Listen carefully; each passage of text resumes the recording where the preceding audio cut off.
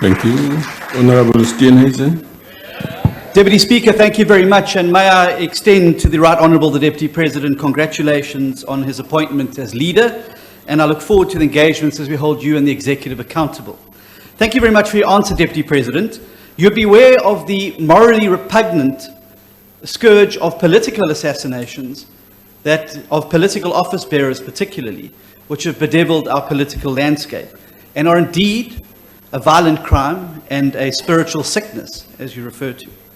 How will you use your position, Deputy President, and your role as the champion of the moral regeneration movement to introduce initiatives to uncover what is behind the scourge of political assassinations, introduce moral regeneration initiatives to bring it to an end, and in particular, Mr. Deputy President, to uncover exactly who was behind the political assassination of Mr. Caswell Maluleke, Mayor of Bushbuck Ridge, Mpumalanga, Mr. Jimmy Moshlala, Mbombela Speaker, Mpumalanga, Mr. John Ndlovu, Eshlanzeni Chief Whip, Mpumalanga.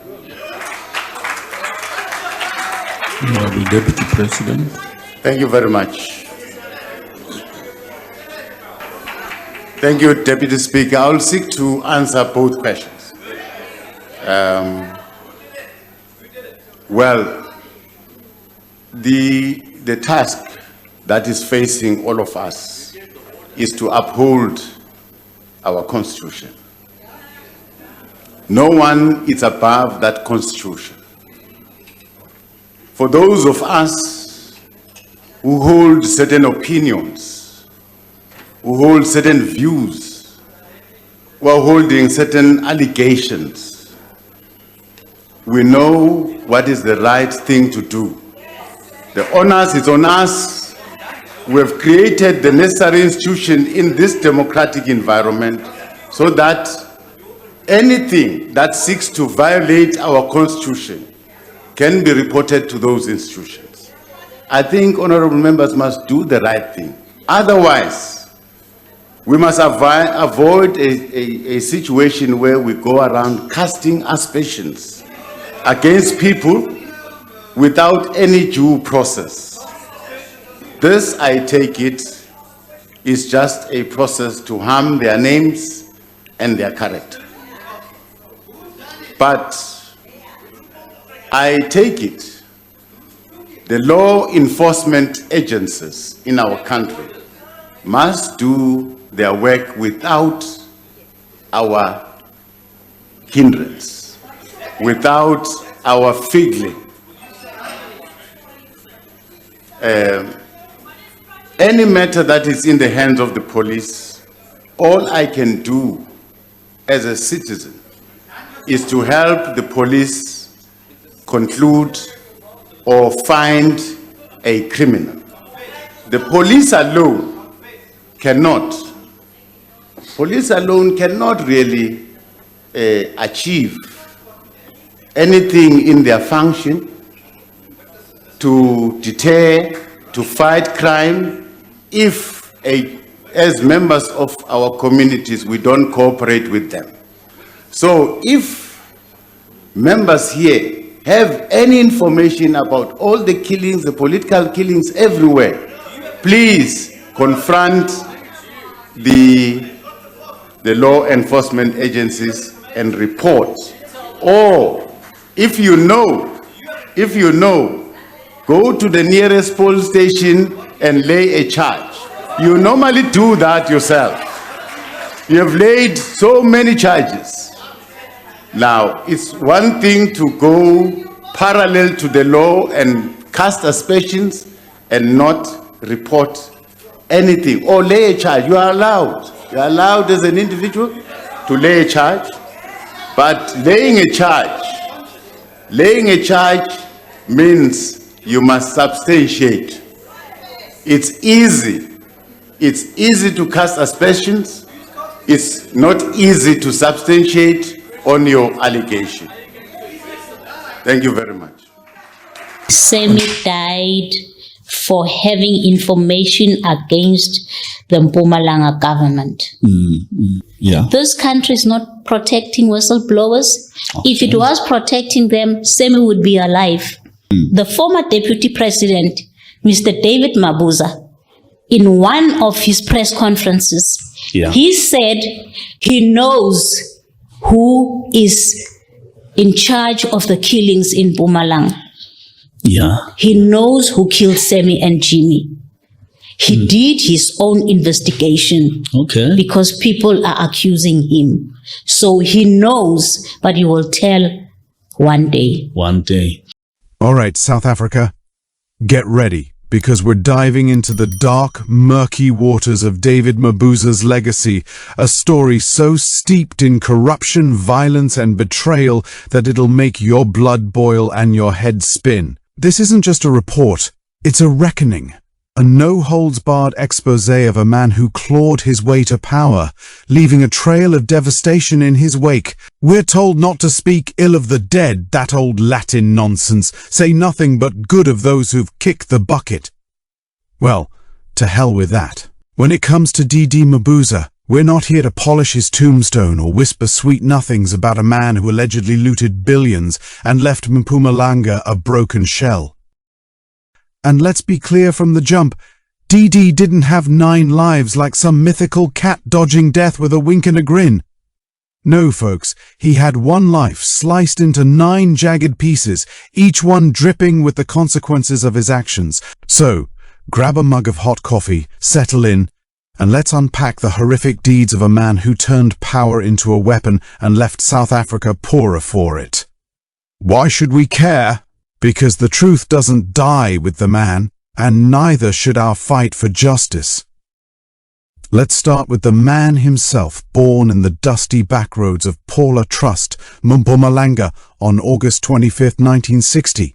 David Mabuza wasn't born with a silver spoon. He came from a family of farmers scratching out a living in a province where poverty clings like damp rot. He was a teacher, a maths whiz, they say, with a National Teacher's Certificate from Mgwenya College in 1985 and a BA in Psychology from UNISA in 1989.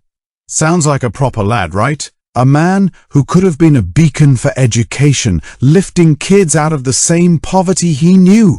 But somewhere along the line, DD chose a different path, one paved with dodgy deals, blood money, and a political machine that crushed anyone who dared stand in his way.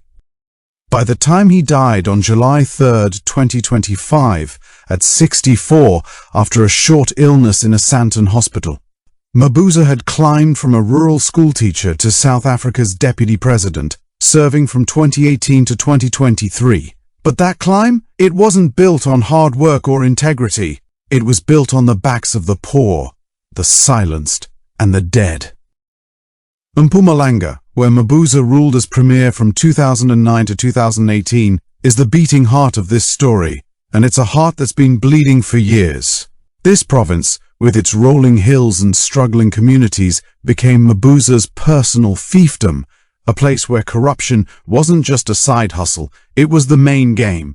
The New York Times back in 2018 laid it bare. Mabuza and his cronies allegedly siphoned millions from the education budget, the very lifeline meant to give kids a shot at a better future.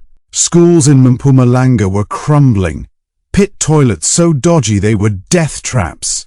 Remember little Ziyanda Nkosi, just 6 years old, who fell through a collapsing latrine at her school in Middelplas? Her death sparked protests, parents burning tires and blocking roads, demanding answers from Mabuza's government. Did he show up? Did he face the grieving families? Not a chance. He stayed away, safe in his bubble of power, while the province's education system rotted. The Times reported how his rapid implementation unit inflated contracts for school construction, funneling cash to loyalists who kept his political machine humming. This wasn't just mismanagement, it was theft. Plain and simple, robbing kids of their future to bankroll his ambitions. Can you imagine the goal? Taking money meant for classrooms and using it to buy loyalty? What kind of leader does that to his own people? But education was just the tip of the iceberg. Let's talk about the Mbombela Stadium, built for the 2010 FIFA World Cup, a shiny monument to South Africa's moment on the global stage. Sounds grand, doesn't it? Except it was a cesspool of corruption. Allegations of kickbacks and irregular tenders swirled around the project like flies on a carcass. Journalist Sizwe Samayende, in his book Eerie Assignment, described a Mpumalanga gripped by fear under Mabuza's rule. If you spoke out, you didn't just lose your job, you might lose your life. Take Jimmy Molala, the Mambela municipality speaker, gunned down in front of his son on January 4, 2009. His crime? Calling out tender corruption tied to the stadium. James Nkambule, a firebrand from the Congress of the People, pointed the finger at Mabuza, claiming he'd met a Mozambican hitman named Josh, hired to take out Molala and others. Nkambule didn't live long enough to see justice. He died in 2010, reportedly poisoned, after trying to get Josh into witness protection. Coincidence? You tell me. When Pompey Letwaba, a whistleblower, told Newsroom Africa in 2021 that at least 25 political killings happened in Mpumalanga under Mabuza's watch, it wasn't hard to believe. The man's nickname wasn't the cat for nothing. He had a knack for slipping away from accountability, leaving bodies in his wake. And then there's the land scam saga, a masterclass in greed that could make a soapy writer blush. Conservationist Fred Daniel, who poured his heart into building a nature reserve in Mpumalanga, took on Mabuza in a 1 billion rands lawsuit that's still grinding through the Pretoria High Court as of 2023. Daniel accused Mabuza of orchestrating fraudulent land deals, using his clout as MEC to stage fake protests and land grabs to snatch valuable property. The Daily Maverick dug into this mess, uncovering testimony about political interference, assassination fears, and a rotten core at the Mpumalanga Tourism and Parks Agency. Daniel's case even implicated Mabuza's wife, Nonklankla Patience Manisi, who allegedly pocketed hefty commissions from dodgy land sales. This wasn't just about money, it was about power, about bending an entire province to one man's will.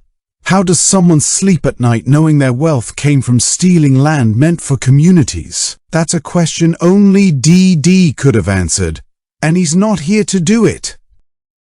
The stench of financial impropriety didn't stop at land or education. In 2016, News 24 dropped a bombshell. 100 million rands from General Electric, meant for Eskom's corporate social investment, allegedly saw 30 million rands funneled to the DD Mabuza Foundation. The Hawks, the SIU, even the FBI was sniffing around, but no charges stuck before Mabuza's death. Then there's the bizarre tale of 14 million rands in cash stolen from his farm near Barberton in 2009. A public servant with that kind of cash lying around, and he didn't even report the full amount to the cops? That's not just suspicious, it's a neon sign flashing unexplained wealth. For a man who spent his life in government, where did all this dosh come from? The ANC's own Integrity Commission flagged him for bringing the party into disrepute, but did that stop him? Nah, he just kept climbing all the way to deputy president. Speaking of which, let's talk about how Mabuza slithered into the second highest office in the land. In 2017, at the ANC's elective conference, he pulled off a move so slick it still got analysts scratching their heads. He started out backing Jacob Zuma's faction, supporting Nkosazana Dlamini Zuma for ANC president. But at the 11th hour, he flipped, throwing Mpumalanga's votes behind Cyril Ramaphosa, securing a narrow win that toppled Zuma's grip on the party. That betrayal earned him the deputy presidency of both the ANC and South Africa, but it also showed his true colours, a political chameleon who'd sell out anyone to stay in the game. The Africa report called it clandestine, and that's putting it politely. This wasn't leadership, it was opportunism, plain and simple. And while Ramaphosa promised a new dawn to clean up the ANC's rot, having Mabuza as his number 2 was like hiring a fox to guard the henhouse. How's that for irony? Now you might be thinking, surely he did some good, right? The ANC would have you believe so. Their tributes after his death, President Ramaphosa and Fikile Mbalula, waxing lyrical about his commitment to the liberation struggle and disciplined leadership, tried to paint him as a hero. He led inter-ministerial committees on land reform, rural development, even the South African National AIDS Council. But let's not kid ourselves, these were drops in the bucket compared to the ocean of allegations against him.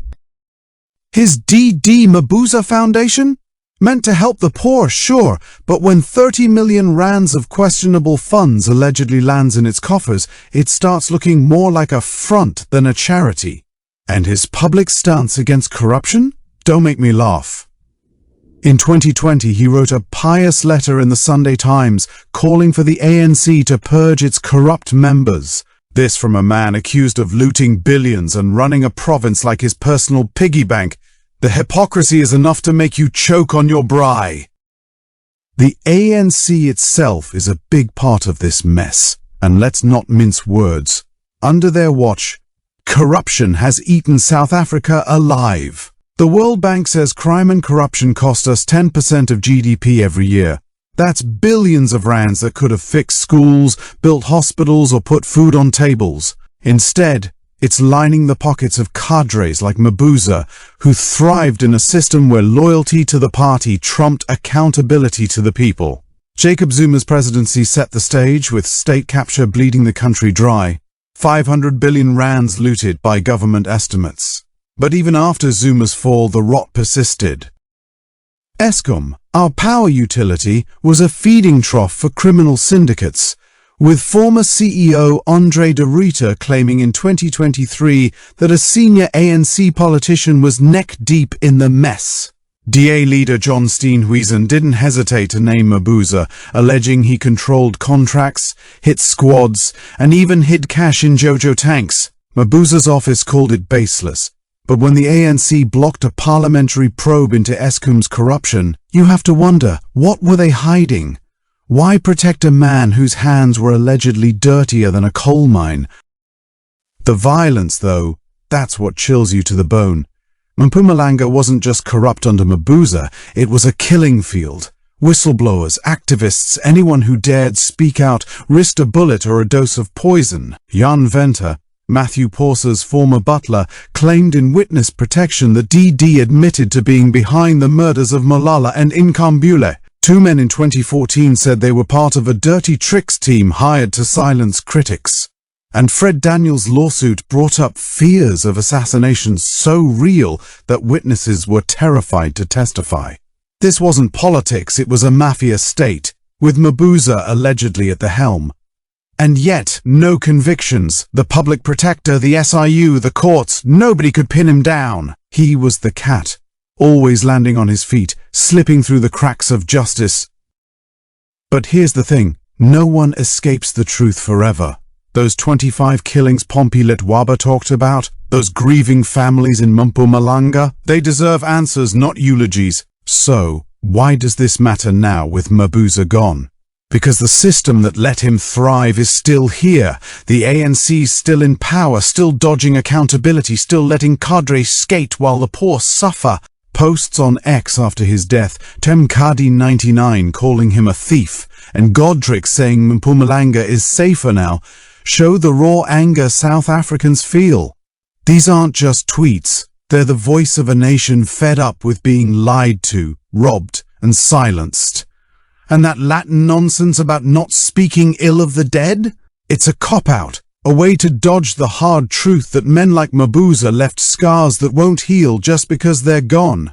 We don't honor the living by lying about the dead. We honor them by demanding justice, by calling out the rot, by making sure the next David Mabuza doesn't get a free pass. What do you reckon, South Africa? Are we going to let the ANC keep feeding us fairy tales about renewal while the same old corruption festers, or are we going to stand up, speak out, and hold these chancers accountable? The choice is ours, but it starts with facing the truth, no matter how ugly. Mabuza's death isn't the end, it's a wake-up call. Let's not waste it. If this story's got you as fired up as it's got me, hit that like button, share this with your mates, and drop a comment below. What's your take on Mabuza's legacy? Have you seen the damage his kind of politics has done in your community? Let's get this conversation going. And here's the deal. Keeping this channel alive takes guts and resources. If you want to support this fight for truth, join the channel membership. It's a small price to keep the heat on. Or toss us a super thanks donation. Every rand helps. Even letting the ads play for 30 seconds makes a difference. And don't forget, subscribing, liking, sharing, and commenting costs you nothing, so go on, do it now. Let's keep pushing, keep exposing, and keep demanding better for South Africa. The truth doesn't die, and neither should our fight.